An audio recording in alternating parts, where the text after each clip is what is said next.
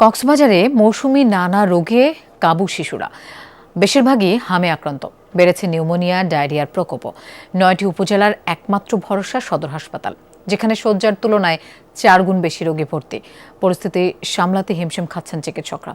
হামে আক্রান্তদের জন্য খোলা হচ্ছে আইসোলেশন ওয়ার্ড।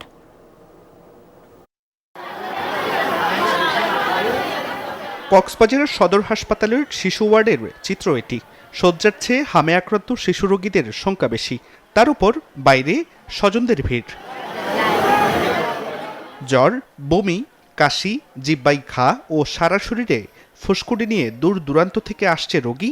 উপজেলা স্বাস্থ্য কমপ্লেক্সে ভর্তি না করায় সবাই সদর হাসপাতালে ছুটছে বলে দাবি স্বজনদের।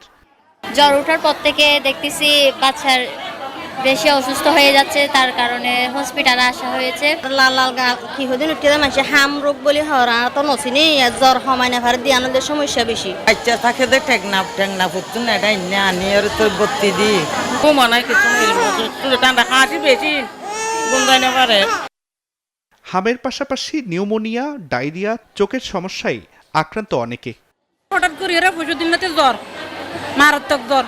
জ্বরে দিতে কেঁতে হাসপাতালে কথা হালিয়া সন্ধ্যা সময় মানে হাসপাতালে টানি মা দুধ খাচ্ছে না, হাসে, তারপর যায় ঠান্ডা করে গালার মাঝে গাছে গাছে।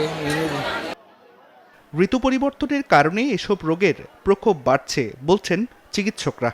ব্যক্তিগতভাবে যদি তারা নিজেদের হাইজিনিটি মেনটেন করে, পরিষ্কার পরিচ্ছন্ন থাকে, বাইরে বেরোলে মাস্ক ইউজ করে, তাহলে সেক্ষেত্রে কিছুটা পরিত্রাণ পাওয়া যায়। কক্সবাজারের 9টি উপজেলার একমাত্র ভরসা 250 শয্যার সদর হাসপাতালটি, যেখানে প্রতিদিন ভর্তি থাকে সহস্রাধিক রোগী। বেশিরভাগের স্থান হয় মেঝেতে। আমরা অতি শীঘ্রই, হয়তো কালকে আমরা এই আইসোলেশন ওয়ার্ড চালানোর জন্য আমাদের ট্রেন নার্স আমাদের এখন আছে, তারপর ডক্টর আমরা চেয়েছি সুইজারল্যান্ডকে, আমরা ইতিমধ্যে আমরা কয়েকজন ডাক্তার এখানে যোগদান করেছে। কক্সবাজার জেলায় 29 মার্চ থেকে 11 এপ্রিল পর্যন্ত হামে আক্রান্ত 365 জন। হাসপাতালে ভর্তি আছে 93 জন এবং মৃত্যু হয়েছে 5 জনের। জুবাইর রিফাত, যমুনা নিউজ।